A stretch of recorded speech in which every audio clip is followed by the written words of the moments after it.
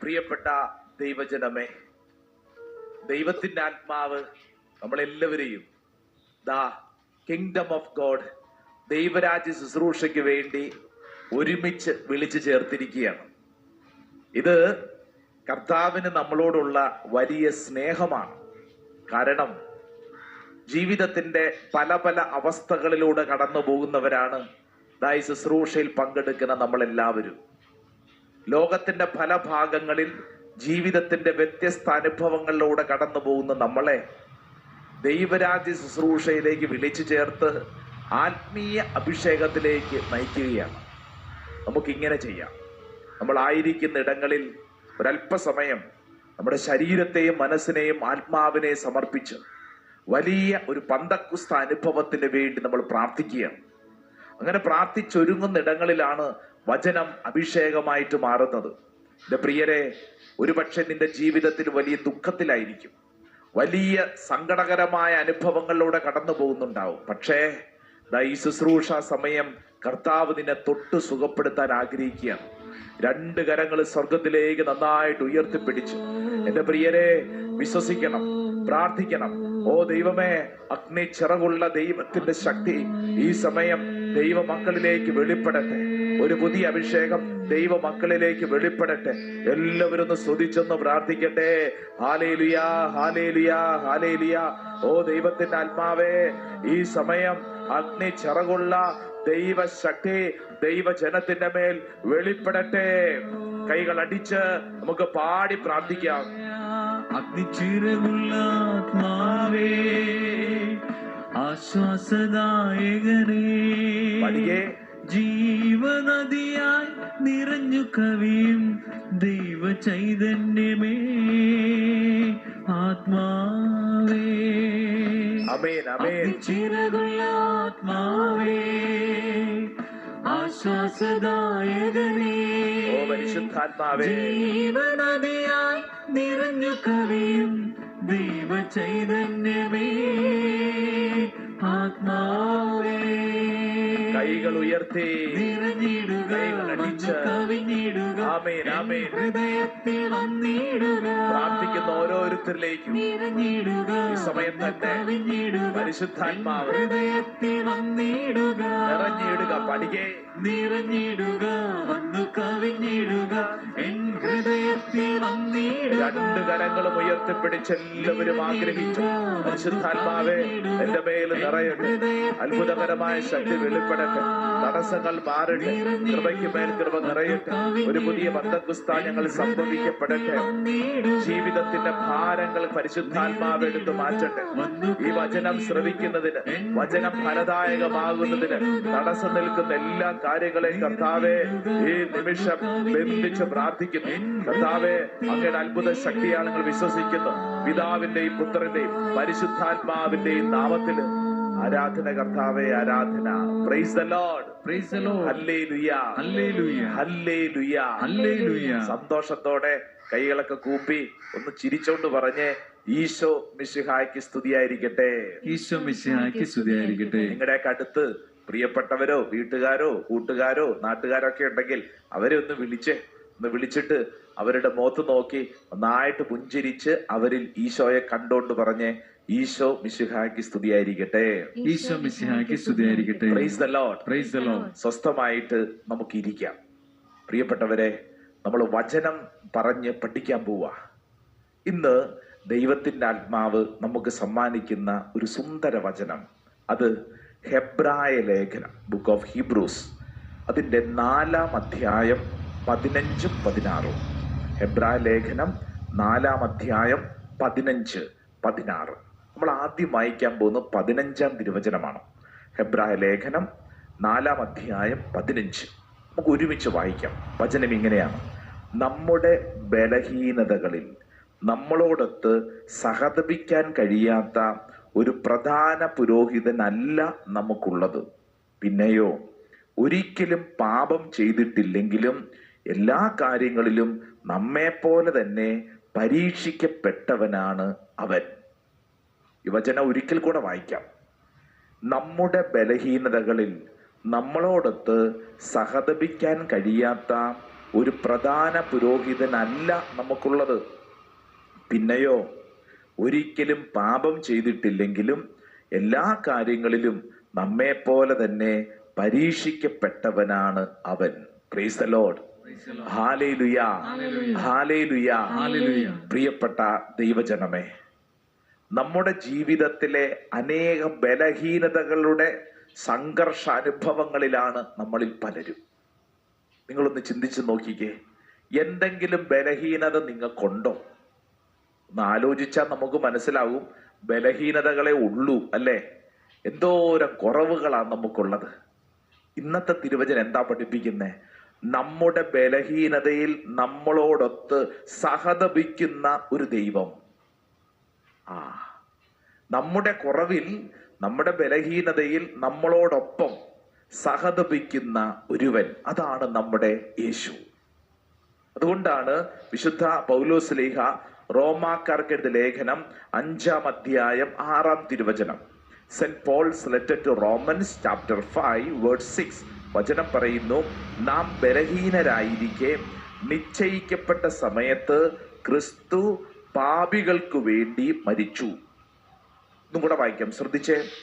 നാം ബലഹീനരായിരിക്കെ നിശ്ചയിക്കപ്പെട്ട സമയത്ത് ക്രിസ്തു പാപികൾക്കു വേണ്ടി മരിച്ചു എന്ന് പറഞ്ഞാൽ നമ്മുടെ ബലഹീനതകൾ ഏറ്റെടുത്ത് നമുക്ക് വേണ്ടി യേശു മരിച്ചു. പ്രിയപ്പെട്ടവരെ, പലവിധ ബലഹീനതകളിൽ വല്ലാണ്ട് വിഷമിക്കുന്നവരാണ് നമ്മിൽ പലരും.